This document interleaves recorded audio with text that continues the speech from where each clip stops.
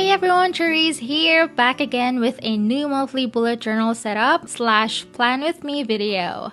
Yes, I'm probably too late to upload this since this kind of video usually needs to be out here before the month starts, but I also thought it's not a rule anyway, so thank you so much for your patience. So if you're looking for more inspiration and themes, paintings, and layouts, I hope you will find some creative ideas here. We're gonna be setting up my bullet journal for August, and we are starting with a cover page painting. I'm working on my Lila Journals dark red notebook, and I will be using gouache paints from Holbein and some paint brushes. I'm showing you several kinds of paint brushes, but I may or may not use all of them since it will depend on the illustrations we will be painting. So I just grabbed some that I think I will be using, and also as a reference for you in case you'd like to get something in particular. Then I'll also use this acrylic thingy as my palette, but you can use any paint palette or a flat surface like a plate. These supplies are listed on the video description, so feel free to check them out. I usually paint on the page itself, but in this setup, I decided to use a craft paper to paint my illustrations on. Then we're gonna pour some initial colors on our palette. We have ultramarine blue, turquoise blue, white, ivory black, permanent yellow deep, and flame red. If you have been here for a while, you will know that my August monthly setups were books or bookish themes for the past 3 years, I think. I'm gonna be breaking the record this year because I chose to do something different, which is the ocean or nautical theme. I didn't really have a lot of ideas when it comes to summer themes, and I thought there's already a plethora of setups out there with this theme, but I think now is the right time to make something around this in my own style. I love warm tones, so I chose to paint an ocean sunset, and this craft paper will help me achieve that even better. But you can still paint this on a white surface, and I would recommend painting a yellow or warm undertone first. We started our painting by mixing white, turquoise blue, and ultramarine blue for the sky, and apply that using our small filbert brush. I'm kind of estimating how much paint I need for this kind of paper and test the consistency to see how it shows up. So in my first application, it is not as blue since the craft paper is absorbent, and I also noticed that one color may not look the same in different backgrounds. You can look at it like a foundation on different skin tones. So, plus this paper is not really designed for painting, but I think it can handle this medium on a thicker consistency. Now I'm just using less water to make it even more opaque. Then we paint the brightest part of the sky where the sun is setting using yellow and white, just a bit above the horizon. The color is going to transition to an orange, so we mix our yellow and white paint with a little red. We apply the part on the horizon without blending them for the warm clouds underneath the sun, but for the upper areas, we blend them. There's also a hint of red in between the blues and yellows in the sky, so we apply the colors side by side, and with a slightly damp brush, we gently brush back and forth across the harsh edges, blurring the two colors together before they dry. We are working quickly in small sections and try not to overwork the area.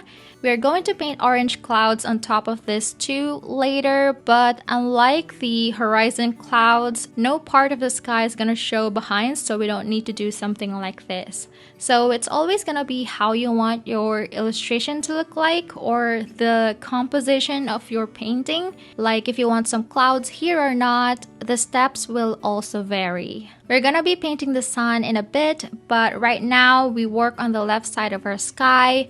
On this part is where darker clouds appear, so we're using a creamy consistency of purple, or a mix of red and ultramarine, and apply our paint loosely in this tapping motion to form the largest parts of our clouds.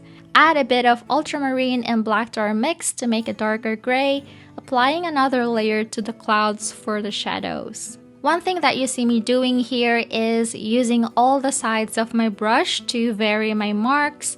The same brush stroke over and over is noticeable, so we want to use all the angles of our brush instead of creating a tight pattern of brush marks. Our sunlight is behind the clouds, so we're making some parts of the clouds with the reflections of the light.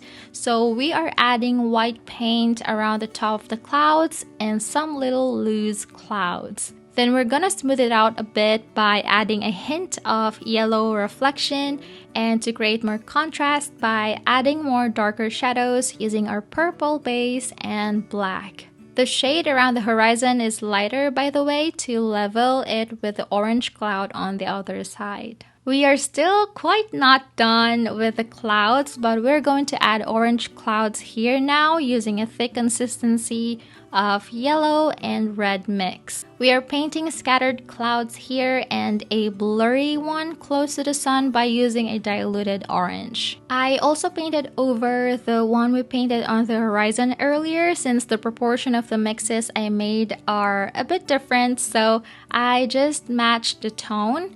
Then we're adding some more shadows on another layer using our purple color with our detail brush and brighten the edges using yellow. To finish our sky painting is our sun. We are using pure white, a paint that is right out of the tube, so it's the brightest it can be. We want to start with a tiny circle and work our way outwards with a damp brush to smoothen the edges, and from here we are creating subtle sun rays by dragging the white paint outwards. Okay, that's just our sky and clouds, and if there's one thing you want to hear as an encouragement, I know you can do this too with patience.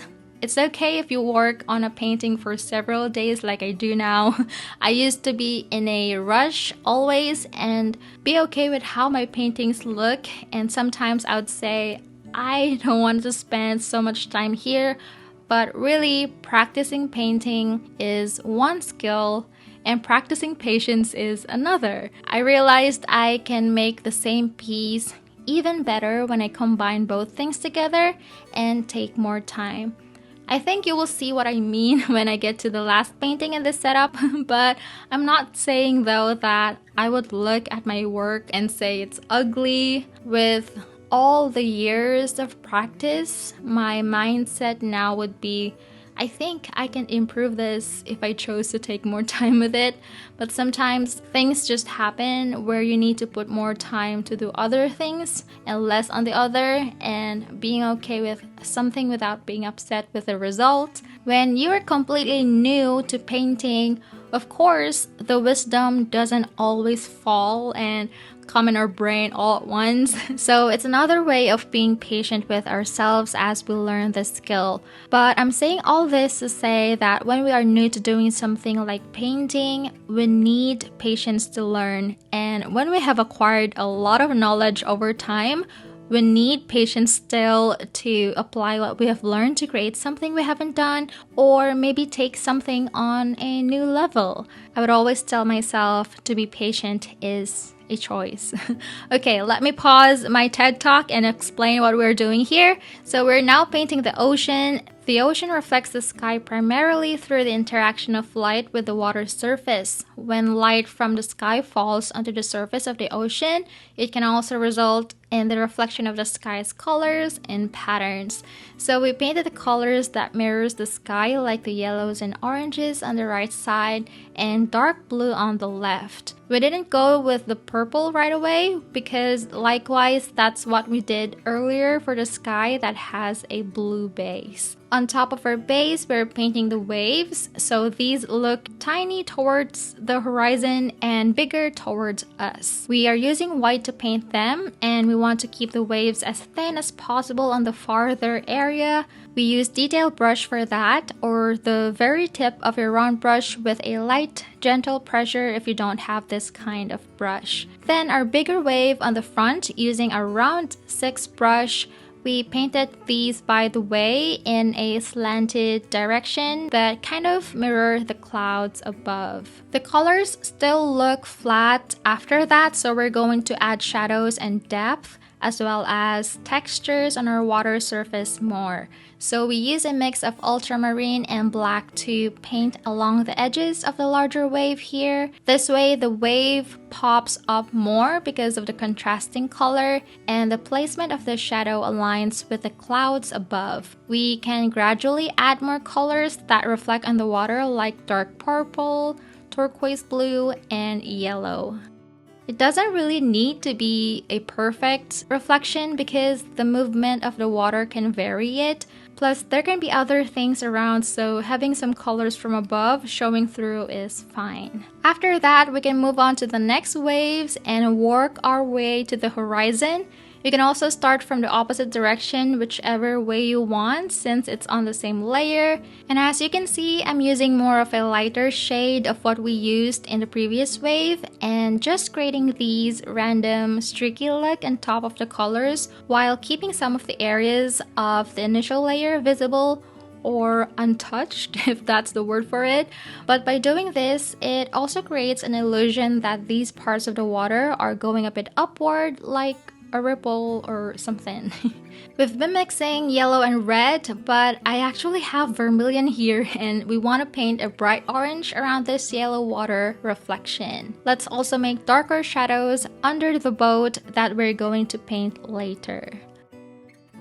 As we slowly move to the lighter areas, the streaks also get lighter, and what I do is I'm wiping the bristles of my small detail brush with my fingers to remove some paint, so it still has some color on it, and it's easier for me to achieve the vanishing ripple effect we're going for. Then we'll just continue adding the dark shadows on the other side and matching the fading effect on the waters near the horizon.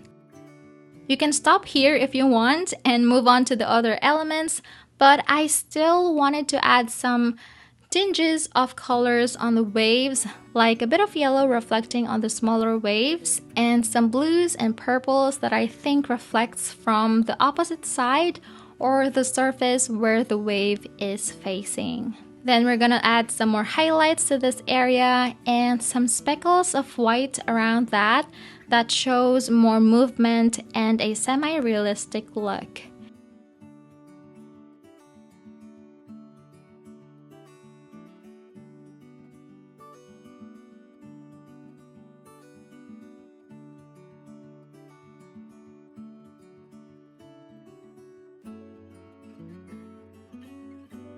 And of course, the bright sunlight on the right side. We have a rock formation on the far left side, so we are painting that with burnt sienna, some shadows and textures by mixing it with black, and the sunlight reflections using yellow and white.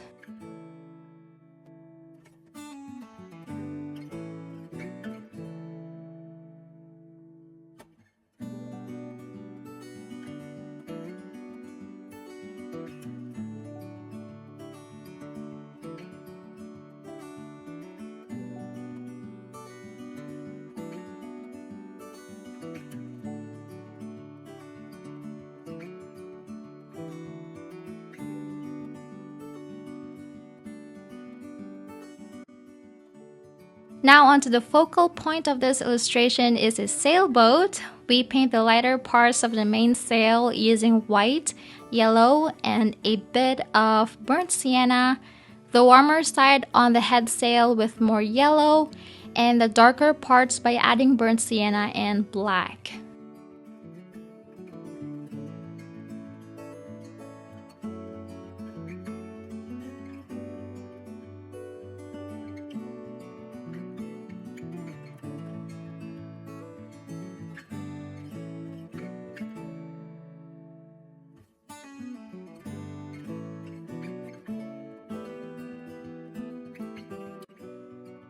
Next, we're painting the hull of the boat itself using similar colors.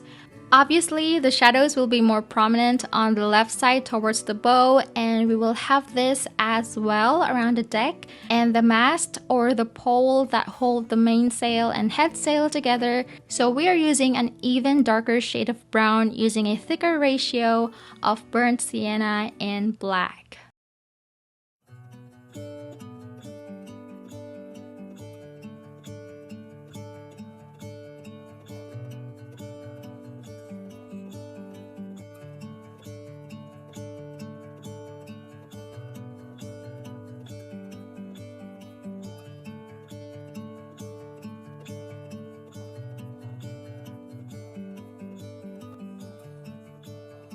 I want to add more warmth to the mainsail using yellow and create an illusion of wind blowing on the left side by creating these curvatures using the same dark shade of brown we used on the hull and some more highlights.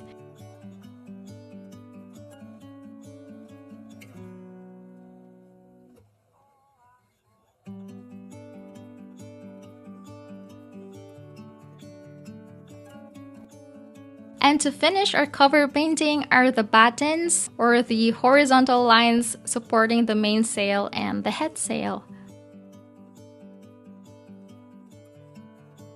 On the other hand is my August calendar. We are using craft paper as well and attached it on the page. Then we're drawing this twisted rope design for the border using the fine tip of this brown Ohuhu dual marker. We are also drawing this infinity looking knot on the side. I thought it goes perfectly for August since it is the 8th month and the knot looks like the number 8. Then I also wrote August vertically connecting to the knot, but I really think it will look better on the first row. And I didn't realize there's gonna be a huge space there because the month starts on the weekend, but it's okay, it's done. But yeah, I want to keep this calendar super minimal and simple, and I really like the contrast in this spread. Alright, now let's do the next one, and we are using a full spread craft paper, and we're going to paint a compass right on the middle. We are using an off-white for the inner and brownish yellow for the outer part of the dial. And again, the paint kind of changed because of the color of the paper and it becomes a bit darker. Then we're adding another layer using dark brown to create dimension. We also use the same base color and shadows to paint the bow or the hook above.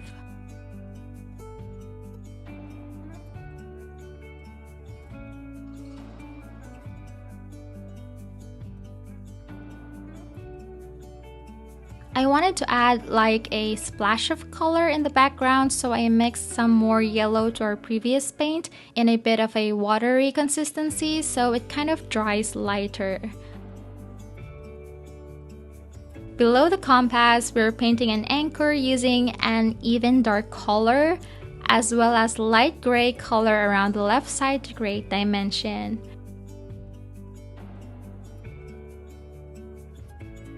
Then we paint the arrows and the cardinal directions on the compass. And please excuse my mistake here, I put east and west incorrectly.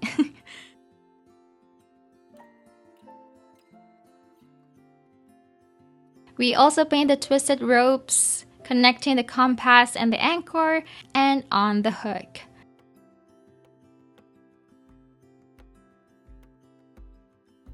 We painted brown splashes earlier, but I want to add white too, so we're quickly doing that. Then we move on to drawing a large border of rope knots. Instead of using the pen, I tried using paint with my detail brush to get a little bit of thickness on the strokes and to also match the ropes on the middle illustration. So I'm showing you how I'm doing one side and the rest I did off camera, but it's just a mirrored version. It's quite a tedious process, but it looks great when it's done. I will be using this spread for my goals, focus, and habit tracker, so I'm writing the sections. I'll have bigger titles using this bluish purple Ohuhu marker, and I'm adding another line using brown. Like for goals, I'm writing my compass, on focus is my anchor, and track my habits. I'm having up to 3 writing spaces for my goals and focus, and these simple grid boxes for my habit trackers. Up next, we are making my to-do list spread. I opted for this instead of a standard weekly layout, and that's what I really like about bullet journaling. It is highly customizable. It's like a homemade planner built on a flexible system that allows you to track tasks, events, and goals so you can create layouts that fit your personal needs and preferences each month. So we are painting a little illustration of a monocular with the lens facing sideways. I know it's funny. Let's just say there's another one perpendicular to it. We are painting the body with a golden brown and the shadows with darker brown. Then the lens is painted with turquoise blue and black with white light reflections. Next is a rope connected to it that is hanging on the left side of the spread. On the bottom is a classic boat steering wheel that we paint using burnt sienna and black. We start with a thick hollowed circle and the pins meeting on the center.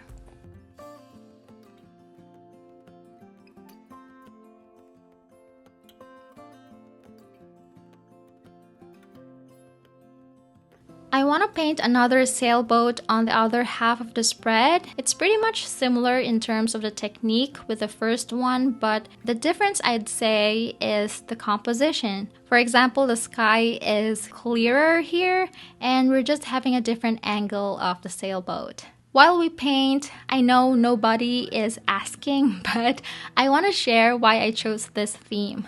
The Lord just brought back to my memory a significant event that happened in the month of August 6 years ago. God kept me, my husband, and his family alive from a tragedy that took the lives of many, and it happened in the ocean. A sorrowful event like this is something that I will easily recall, but what really struck me was the details, the day it happened, and why he allowed it to happen so we could understand where he has put us now and what he has called us to do. That day, we went to a small island in Guimaras in the Philippines. We rode our first motor bangka early in the morning, plying the Parola to Jordan route, and one of us was feeling sick along the way, but we managed to get to the port in time. We stayed there for some time also, hoping that the person will feel a bit better until they decided to just go home, and they got back safely just before the tragedy happened. I'm not a good swimmer. I used to get anxious going in a body of water. I love looking at beaches and the sceneries, but I don't really get to enjoy the waters because of it. So on our ride across the ocean, I kept praying to God for safety even when I was lukewarm in faith. Lukewarm meaning I believe in God, but I'm living in sin, a double life, having one foot in the world. There was a poor signal in the island until we got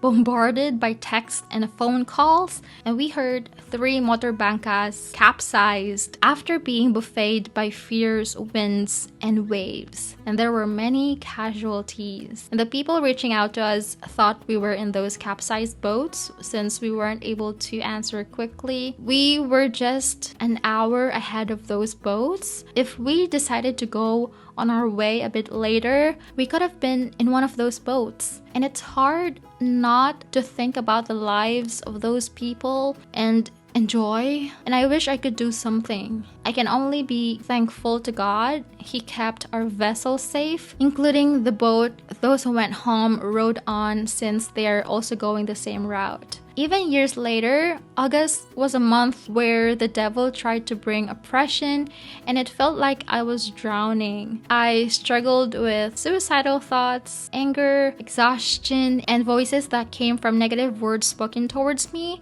If not tormenting my mind, the enemy would use those who are close to me. In despair for the burden to be lifted, God pursued me, and I didn't realize, but he began to pursue me again through a vessel, a Christian show called The Chosen that I randomly saw from a TikTok video in the same month of August, but I didn't care much initially until I hit rock bottom and finally cried out to him, questioning his character. I was expecting condemnation for it, but when I closed my eyes, I remember I encountered him and his love instead. That he sees me and what I was going through. I felt his presence and a quick flash of a kiss on the forehead in my mind, like as fast as lightning. It was brief, but I've never felt that kind of love in my life. So that's the time that I surrendered my life to Jesus. Then I opened my eyes. The things that I was dealing with mentally are gone like a light switch. I was drowning, but he pulled me up. I saw the light and it felt like I was floating. I'm a different person the next morning. It was September and I'd say I am a new creation. I was born again. August 2023 came and it felt like I'm wandering the ocean again.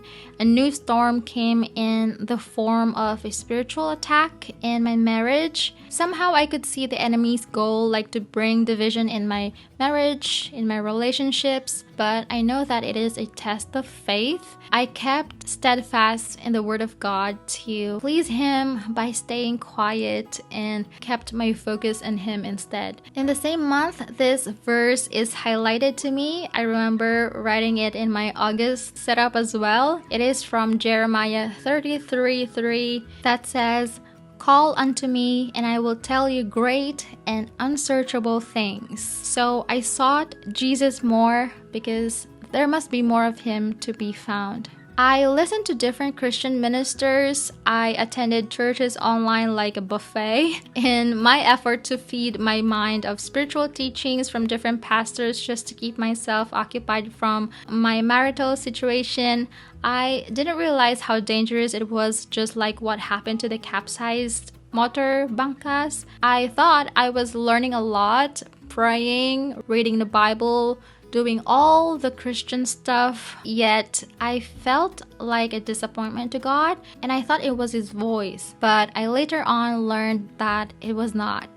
Something new caused by this spiritual attack was weighing me down the water that I could barely breathe and float, like frustration, anger, bitterness, and thoughts that I haven't truly forgiven. There are still some stubborn impurities in my heart and a secret sin that I tried to justify because it wasn't explicitly mentioned in the word, and I felt the familiarity of my struggle before my first encounter with Jesus in my room. But God is so gracious. As I truly surrendered and seek Jesus, he led me perfectly to where I can find the more of him. I already saw a glimpse of it when I randomly found a video of a woman casting out a demon from another woman in 2022, but I had so many questions. I got intrigued and kept watching. I was amazed video after video, and even more so when I hear people's testimonies. But the teachings sound completely new and quite strange to me than what was deposited in me by other ministers,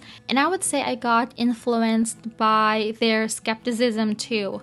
I wasn't fully on board, or I should say I didn't realize God was calling me to, and it took me a year and a half to understand his principles through this ministry. The name of the woman casting out demons in that video that I saw in 2022 is Catherine Craig, and she is a true apostle of today. God allowed the previous events in my life to happen for a purpose, and He has provided me another safe vessel, this time in human form, a lifeguard in the ocean of the spiritual realm. Revival is now. Catch the wave of revival. Ocean, vessel, stir up the water. These are the words that I kept hearing during those times. And as I continuously seek Jesus, watched and listened to Apostle Catherine's teachings and services, these things made sense to me that helped me see what God is doing right now through her ministry, healing the sick, casting out demons, raising the dead. The full gospel of Jesus Christ is being executed. The day the tragedy happened 6 years ago was August 3rd, and fast forward to 2024, I caught the wave of God's revival and decided to plant myself where His power is moving at 5F Church, the ministry Apostle Catherine is leading. I was watching her teaching called Firmly Planted that day, and the passage that I read in the Bible as a confirmation after watching this video is 1 Chronicles 17:9 that says, "And I will appoint a place for my people Israel, and will plant them that they may dwell in their own place and be disturbed no more." Catch the wave of revival also happens to be the prophetic word of the year 2024, released by Apostle Catherine. The day God confirmed to me that I should be planted in her ministry is August 3rd, 2024. The same day the tragedy happened 6 years ago. So it's like I'm riding a new vessel, a safe vessel, not in the physical realm, but now in the spiritual realm. August has been an opportune time for the enemy to steal, kill, and destroy in my life, but God always came through. He always made a way. He allowed me to go through all these things until I finally understood His principles and perfect ways. One is He always uses a vessel who carries a high measure of His power, His anointing, where He calls His people to get on board. Just like how He always did in the Bible through Abraham, Noah, Moses, Elijah, the apostles of the Acts Church, and more. August used to feel like an intense labor carrying myself through that resulted to always feeling lethargic and in a slump. This month marks my life free from demonic oppression, from constant drowning, from the schemes of the enemy to stop me from reaching my destination where God calls me to be in. Now I'm living a life of abundance. Jesus has paid for me on the cross. This is my first August completely free. Ever since I caught the wave of revival, got myself on board in the safe vessel He has provided me with, a true apostle of today, to sail in this mighty move of God, I'm no longer feeling defeated and struggling to stay afloat in all areas of my life. I have a strong and sharp captain who knows the depths of the ocean, of the spiritual realm, and imparts this knowledge to be fully equipped like a high-quality life vest. Jesus is moving so powerfully at 5F Church, doing extraordinary miracles and equipping us to be mighty vessels too, through a human vessel and servant He chooses. Come and see it for yourself. I will never be ashamed of sharing this because Jesus loves you, and you hearing this is not a coincidence either. You're still here too, breathing for a purpose. And this year, since being planted in this place, we are called to arise and shine Jesus' light so bright like never before for other people to see. So I'm painting a lighthouse by the sea on my next spread for my ministry notes cover. And this goes perfectly with the theme along with the message I just shared. Alright, that completes our nautical themed August 2025 bullet journal setup. So let's do a quick flip through of all the pages we made here. By this time, I already have spaces filled in, but I hope you enjoyed this plan with me video and gave you some new ideas and inspiration, or maybe paintings to practice on your own monthly setup or art journals. Let me know what you think about it in the comments. Also, please leave a like and let's stay connected by subscribing to this channel, and keep yourself notified by tapping the bell for more videos in the future.